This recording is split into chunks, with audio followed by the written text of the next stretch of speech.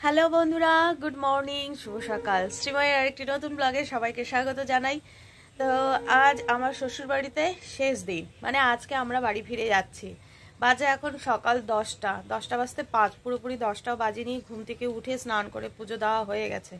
তো এখন এসে একটু বসলাম, আর এই যে সকালবেলা জল খাওয়া শুরু, মানে জল দিয়ে আজকে দিনটা শুরু করলাম। তো যাই হোক, বাইরে ঝিরিঝিরি বৃষ্টি পড়ছে। গতকাল একটু রোদ উঠেছিল, ভালোই গরম ছিল, তবে আজকে আবার সেই ঝিরিঝিরি বৃষ্টি, চারিদিকে পুরো মেঘলা হয়ে রয়েছে ছিল। তো এই ওয়েদারটাও আমার বেশ ভালোই লাগে। তো বসে রয়েছে একেবারে জানালার পাশে, আর এখান থেকে ভিউটা দেখতে আমার বেশ ভালো লাগে। এর আগের ব্লগেও বলেছি। তা আজকে বাড়ি ফিরে যাব। ট্রেন হচ্ছে আজকে 3টে কত মিনিটে। তো তার আগেই বেরোতে হবে, সামনেই স্টেশন। তো আজকে লাস্ট দিন, তো এই কয়েকটা দিন বেশ ভালোই কাটলো। আজকে পুরো 7 দিন, আরেক সোমবারে এসেছি, আজকে এক সোমবার, পুরো 8 দিন হয়ে গেল। তো বেশ ভালোই লাগলো। এই কয়েকটা দিন এখানে থাকলাম, কাকু কাকিমার সাথে গল্প করে বেশ ভালোই কাটলো আর কি দিনগুলো। তা আজকে বাড়ি যাওয়ার পালা। তো চলো, আজকে সারাটা দিন তোমাদের সাথে শেয়ার করব, সঙ্গে থেকো। পুরো মেঘলা ওয়েদার, আজকে দূরে পাহাড়টাও দেখা যাচ্ছে না, একদম পুরো মেঘে ঢেকে রয়েছে। বৃষ্টি পড়ছে ঝিরিঝিরি। তো এখান থেকে ওই দূরে রাস্তা দেখা যায়। তো এখান থেকে আমার চারিপাশটা দেখতে এত ভালো লাগে, ভীষণ ভালো লাগে।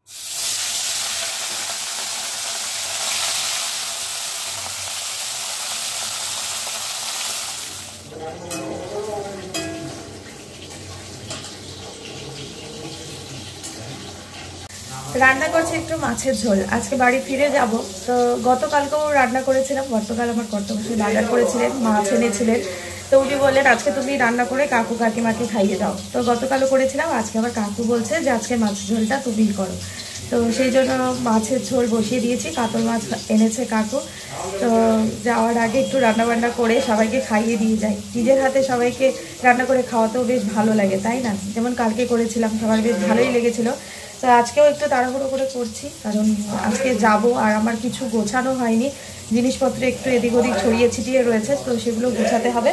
তো শুধু রান্নার লোক এসেছিল, রান্নার লোক এসে রান্না করে দিয়ে গেছে, ডাল ভাজা ভাত, শুধু আমি মাছের ঝোলটা করছি। তো এইদিকে আমার মাছের ঝোল একেবারে রেডি। চলো, ঘি গরম মশলা দিয়ে দিলাম, ওই একটু কালিয়ার মতন করেছি আর কি। তো হয়ে গেছে, আর একটু ঢাকা দিয়ে রাখি, আর এখন একটু ঢাকা দেওয়া থাক, প্রায় কমপ্লিট। রান্নাবান্না তো হলো, মাছের ঝোল কমপ্লিট। এবার গুছিয়ে নিই, বেশি বাজেনি, 12:15 বাজে, এদিকে 12:15 বেজে গেছে। তো এখন যেটুকু ছড়িয়ে ছিটিয়ে রয়েছে ওগুলো গুছিয়ে নিই, আস্তে আস্তে রেডি হই। এই 2টোর দিকে বেরোবো, 2টোর দিকে বেরোলেই হয়তো হয়ে যাবে, 2টোর দিকে বেরোবো।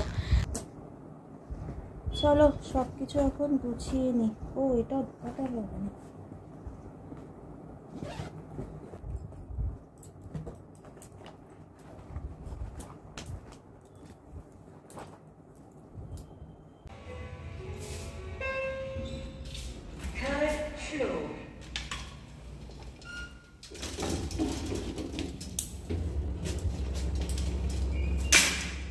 চলো ওপরে যাই।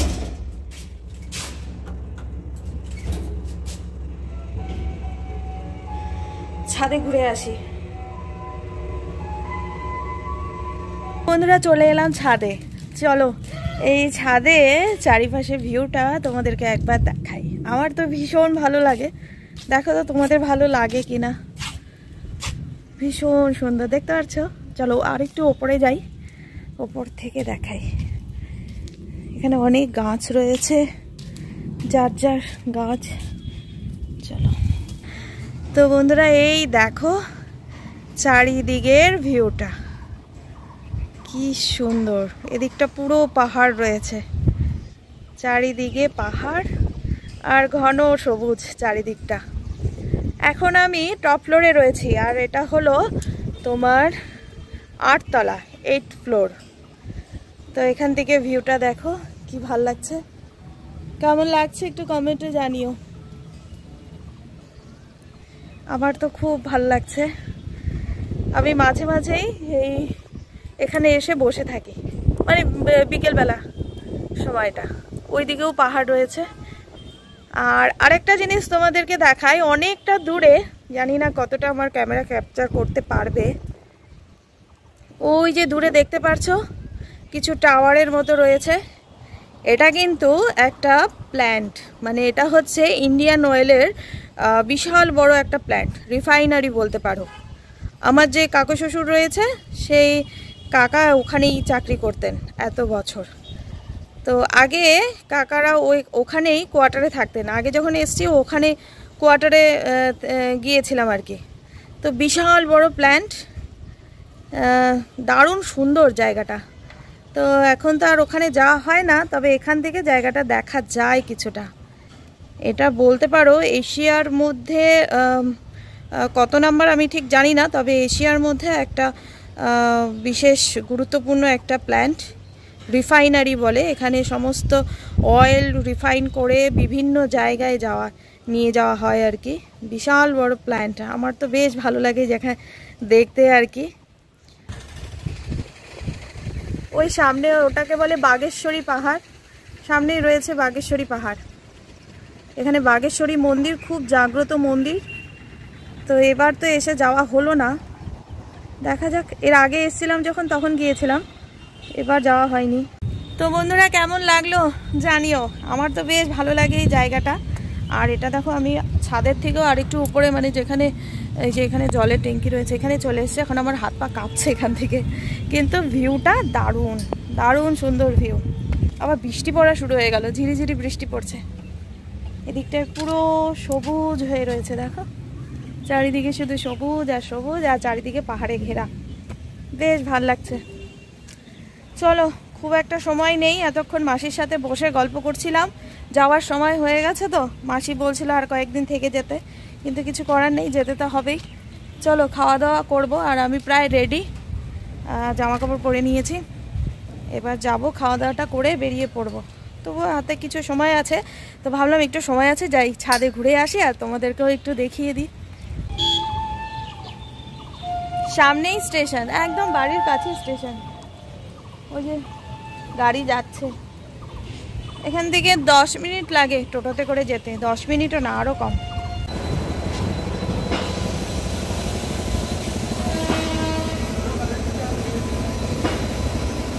তো বন্ধুরা আমরা চলে এসেছি স্টেশনে।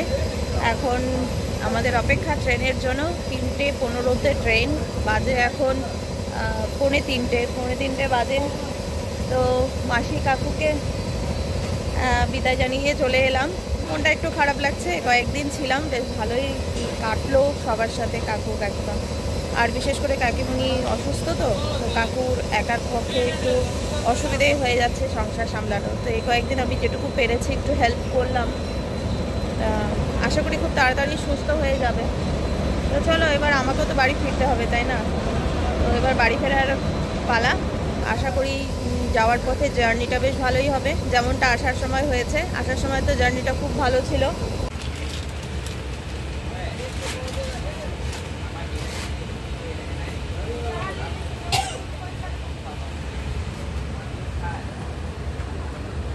ট্রেনে বসে পড়েছি, কর্তামশাই উপরে চলে গেছে ঘুমোতে, আর খেয়ে দিয়ে গাড়িতে উঠেছি। এখন আমারও ঘুম পাচ্ছে, তবে গাড়িতে আবার খুব একটা ঘুম হয় না।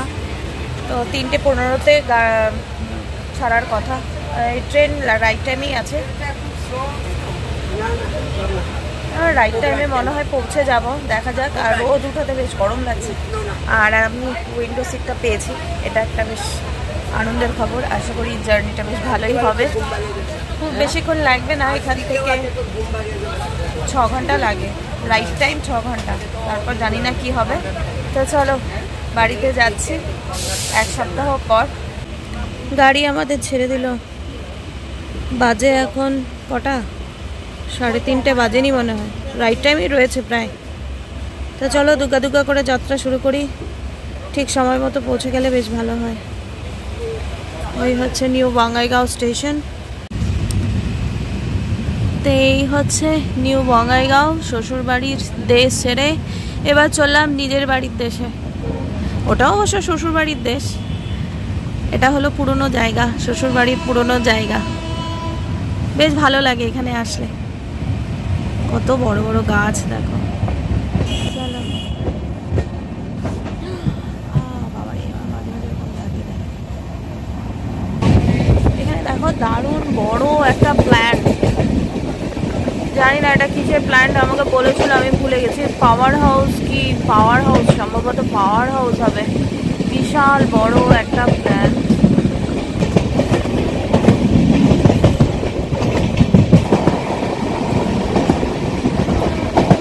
অনেক বড় একটা ইন্ডাস্ট্রি এটা, বেশ ভালো লাগে আমার এরকম বড় বড় প্রজেক্ট বা বড় বড় ইন্ডাস্ট্রি বা কাঠ। ও এটা মানে কয়লা, ওই যে অনেক কয়লা, এখান থেকে কয়লা বিভিন্ন জায়গায় যায়। অনেক বড় প্রজেক্ট। আর দূরে ওই পাহাড়, এতদিন এই পাহাড় দেখে দেখে সকাল হতো রাত হতো। ওই যে বললাম কাকিমার ব্যালকনির থেকে বা জানলা থেকে এরকম পাহাড় একদম সামনে।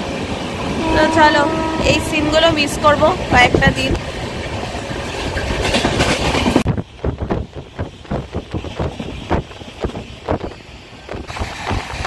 বাড়ি থেকে বাদাম নিয়ে এসেছিলাম, তো যাওয়ার সময় একদম মনে ছিল না খাওয়া হয়নি, এখন মনে পড়লো বাড়ি থেকে বাদাম এনেছিলাম। তো চলো বসেই রয়েছি, কিছু খেলে ভালো হয় তাই না? বাদাম খাই, চারিদিকটা আবার নিতে পারছি বাদাম। প্যাকেটে করে কয়েকটা বাদাম নিয়ে এসেছিলাম, বাদাম খেতে খেতে যাই। আমার বর্তমান ঘুমিয়ে পড়েছে, ঘুমিয়ে পুরো জার্নিটা কাটিয়ে দেবে। একা একা বসে আমি আর কি করবো, একটা দুটো করে বাদাম খেতে থাকি আর একটা সুন্দর ভিউ দেখতে থাকি এখান থেকে। হাতগুলো একদম সুন্দর হয়ে রয়েছে, মনে হচ্ছে রাইট টাইমে পৌঁছে যাবো। যে স্পিডে গাড়ি যাচ্ছে রাইট টাইমে পৌঁছে গেলেই ভালো হবে।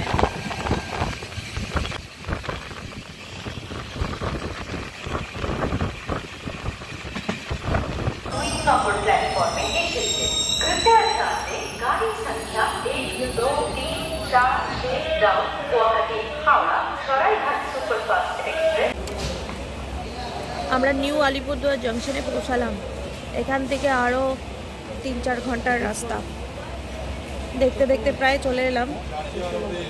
অনেকক্ষণ পরে স্টেশনে মানে এরকম একটা স্টেশনে এসে দাঁড়ালো। ভালো লাগে স্টেশনে তাই না, কত লোকজন দেখা যায়। 10 মিনিটের জন্য দাঁড়িয়েছিল, আবার ছেড়ে দিল। বেশিক্ষণ দাঁড়ায়নি, স্টপেজ নেই বেশিক্ষণ।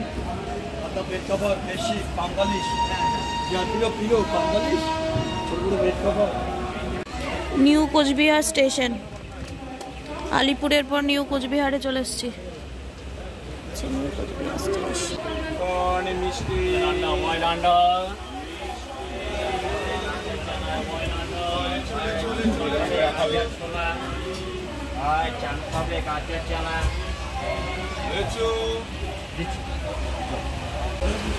চলে এসেছি নিউ কোচবিহার স্টেশনে। ভেবেছিলাম একটু নামবো, কিন্তু ভাবলাম যে না থাক, ভয় লাগে যদি গাড়ি ছেড়ে দেয়। একটু নামলে ভালো হতো, অনেকক্ষণ ধরে বসে রয়েছে না। এখান থেকে আর 3-3.5 ঘন্টা, হয়তো 3-3.5 ঘন্টা।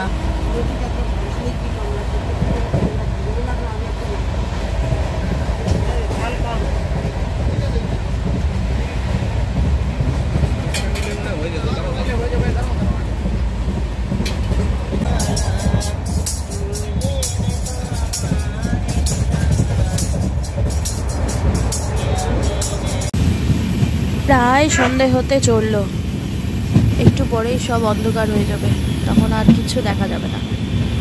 আর এখান থেকে 2 ঘন্টার রাস্তা, প্রায় পৌঁছেই যাব।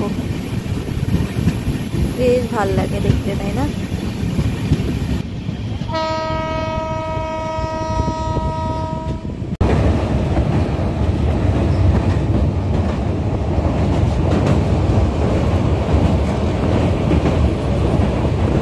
চলে এসেছি আমরা স্টেশনে, এখন যাব বাড়িতে। এখন টোটো নেওয়ার পালা, জানি না কতক্ষণ টাইম লাগবে। চলো, খুব তাড়াতাড়ি পৌঁছে গেছি, বিফোর টাইমেই ট্রেন চলে এসছে। চলো। তো বন্ধুরা, পৌঁছে গেছে আমাদের স্টেশনে, নিউ জলপাইগুড়ি স্টেশন। আর এখন মনে হচ্ছে কত তাড়াতাড়ি বাড়ি যেতে পারবো। তো ভীষণ টায়ার্ডও লাগছে জার্নি করার পর, যেমনটা হয় আর কি। তবে আজকের জার্নিটা কিন্তু আমার বেশ ভালো মতো কাটলো, বেশ ভালোই লাগলো। এখন বাড়িতে গিয়ে পৌঁছতে পারলে একটু বেশি ভালো লাগবে। তো চলো বন্ধুরা, আজকের ব্লগটা এখানেই শেষ করছি। কেমন লাগলো আজকের ব্লগটা কমেন্টে অবশ্যই জানিও। ভালো লাগলে লাইক করে পাশে থেকো, কমেন্ট করে জানিও। দেখা হবে আবার আরেকটি নতুন ব্লগ নিয়ে। আজকের মতো tata, bye bye and good night. সবাই ভালো থেকো, সুস্থ থেকো, সাবধানে থেকো। টাটা।